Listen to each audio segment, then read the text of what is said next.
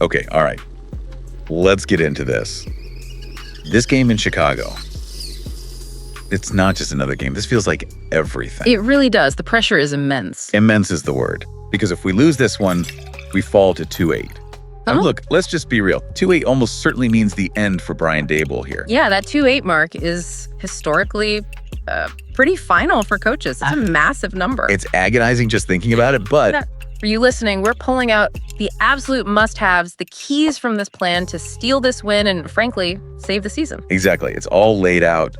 And the first challenge isn't even the Bears. It's the weather. Right. That forecast is looking interesting. AM snow, wind, maybe turning into flurries later. It's going to be messy. Classic Soldier Field weather. But here's the cool part. The first real gem from the plan. Dart's background. Playing in Utah snow. Yeah, the plan actually calls it a personality trait, not just experience, which is, quite a statement. It implies he's just built different for these conditions. It suggests a real confidence from the staff that he can handle the slop, that he can execute. So the coaches should trust him. Stick with those RPO keepers, even if it's snowing sideways. That's huge, knowing your QB won't fold in bad weather. Mentally, it's a big advantage. But tactically, the immediate challenge is definitely that Bears defense. Okay, yeah. Let's talk scheme. They love cover 2. Like, they live in it. About a quarter of their defensive snaps. Daring you to run it or take the short stuff. Exactly. But at the same time, they blitz like crazy. Top 10 rate in the league. So they drop back, but they also bring the heat. So you need patience against the coverage, but quick answers for the blitz. That's the tightrope. The plan says patience, wait for your shot, then hit the explosives. It requires a really specific game plan right from the jump. And that plan starts. Surprisingly, maybe. With tempo. In the cold. Yeah, it seems counterintuitive, but that's the mandate. Tempo to open the game. The first 15 plays are scripted to be fast. The idea is get points before the thermals settle. Okay, unpack that. Why tempo when your hands are freezing? Well, a couple of reasons. First, you don't let their defense get set. No easy substitutions, no settling into their run fits while they're still adjusting to the cold. Keeps them off balance. Right. And second, you use their own aggression against them. If they're trying to execute those blitzes quickly under pressure from the tempo in slippery conditions, mistakes happen. Okay. So it's a mental attack before the physical one. Smart. Precisely. And then comes the physical part. Against that too high safety look. Yeah. You just got to run it. Downhill. No messing around on the edges too much. Exactly. Devin Singletary needs to hit it hard, straight ahead. The plan says mix in some Tyrone Tracy Jr. perimeter stuff to keep him honest, sure, but the main course is downhill. Love the quote they used. Run the ball like you paid for the lane. That's it. Total commitment. Pound it for 4 yards, minimum. Set the tone. Okay, love that. But the blitz? When they inevitably send guys up the middle, how do we protect Dart? We can't just leave him back there. Movement. That's the key. The plan calls it moving the spot. Moving the spot. Yeah. Using design sprints, nakeds, quick RPOs, get Dart out of the initial pocket. You're essentially making the defensive line change direction mid-rush. Which is tough to do effectively, especially in the snow. Almost impossible if it's timed right. You negate that interior push by just not being there when it arrives. That's smart play design. Taking the pressure off the rookie QB and the O-line. And it ties right into the red zone, too. Because we absolutely cannot settle for field goals. No field goal tourism allowed. The plan's explicit. Touchdowns, not tours. Exactly. Drives inside the 20 have to end in 6 points. This isn't about getting close. So how do we punch it in down there? What's the low red strategy? It leans on a couple of things. First, go heavy. Bring in extra blockers. Make it look like an obvious run. Sells a run hard. Yep. Then hit him with play action. Leak Daniel Bellinger out. He's reliable. TE1, make the catch. Or let Dart use his legs. The QB keeper. If they sell out to stop the run against heavy personnel, the linebackers crash, and Dart should have a lane right into the end zone. Simple math. Love it. Okay, now. My favorite part of this matchup. The slot. Wan'Dale Robinson time. Oh, yeah. The plan was very clear on this one. They called this specific matchup Wan'Dale versus their slot coverage, Greenlight City. Greenlight City. Let's go. Why are they so vulnerable there? What is it about cover 2? Well, think about cover 2. 2 safeties deep, right? 5 defenders underneath handling zones. There's a natural soft spot kind of behind the linebackers, but in front of those deep safeties. The seams in the middle of the field. Exactly. And Wandale, with his quickness from the slot, is perfect for attacking that specific space. Now, the plan noted his yardage is high partly due to volume, called his efficiency more efficient commuter than sports car. But I think that undersells him here, don't you? Maybe a little. But the point is, volume or not, he knows how to operate there. He's got the reps. And the plan says exploit that expertise. Just spam the right routes. Okay, what routes are we spamming? Give us the specifics. 3 main ones. Option slant, pivot, and the now and later crossers. Break those down quickly. Why those 3? Okay, option slant, it's quick. Hits underneath the nickel before the zone settles. Pivot route forces that defender to slam on the brakes and change direction, which again is harder in the snow. And the now and later crossers, those are smart. How so? They attack that boundary area between the hook defender and the flat defender, creates confusion, opens up space, Dart hits him on the move. The instruction is literally hit them until they tap out. Just relentless. Okay, moving to the backfield, running backs. The plan is clear, especially for a cold day. Hot hands only. Yeah, you got to go with who's feeling it. Right now, Singletary looks, healthier. He looks shiftier, getting the tough yards. Tracy Jr. has that higher ceiling maybe, but looks a little... A little dinged is how the plan put it. So yeah, split carries early, keep them both involved.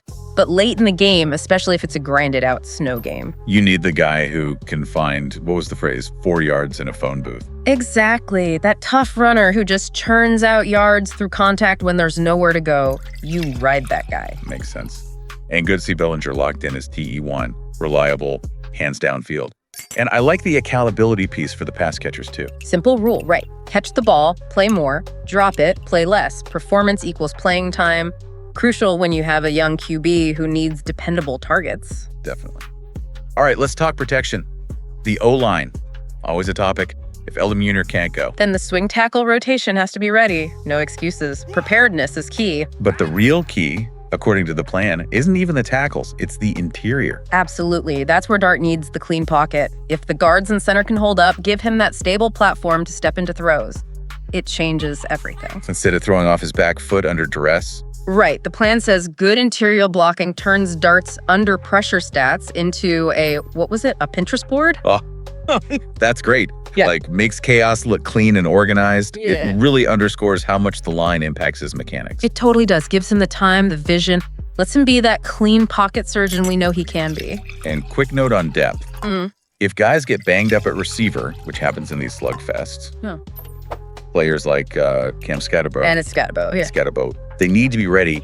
How does the plan help if depth gets weird? You simplify things, condense splits, bunch formations, stack releases, lots of motion. It basically unweirds the play calling. How does that help?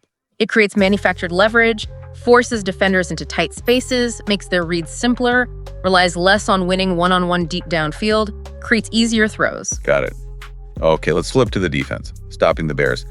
It starts with stopping the run game, right? That's their identity. Oh, absolutely. They lead the league in yards outside the tackles, second in attempts out there. They want to pull guards, pin defenders, and just bully the edges. So they want to live on the perimeter. How do we counter that? Can't just crash inside? Nope. It requires discipline. The plan calls for edge, force, plus spill. Explain that. Force and spill. Okay, so the defensive end has to force the runner back inside, contain the edge. That creates the spill, where the runner has to cut back into traffic, right where your linebackers and safeties are fitting downhill from depth. So it's coordinated attack. Totally. And the DTs, they gotta use their grown-up pads. Yeah. Cannot get watched out. Someone has to set the edge like rents do today. It's about attitude. Man, I love that. Set the edge like rents do. That's the intensity we need for 60 minutes. And we get some help back this week, personnel-wise. Huge help. Javon Holland returning, Cordell Flott back. That solidifies the perimeter defense quite a bit. Which frees up Dane Belton now. It lets Belton live in that hybrid safety linebacker spot in the alley, makes those run fits feel like a group project with a deadline. Everyone knows their assignment, executes together. Group project with a deadline. Okay. Let's talk QBs, the matchup. Dart versus Caleb Williams. We know Dart is that clean pocket surgeon, but pressure can affect his efficiency. Even though he's clutch on third downs, what about Williams? Williams is, he's a puzzle. The arm talent is undeniable. Gorgeous fastball, the plan calls it. But inconsistent? Oh boy. How inconsistent? You'll get like 3 throws that make you absolutely gasp, just incredible plays. And then the next 2 drives, you're wondering if your Wi-Fi went out because the execution is just off. Huh. Okay, so the defensive goal isn't total domination, maybe, but frustration.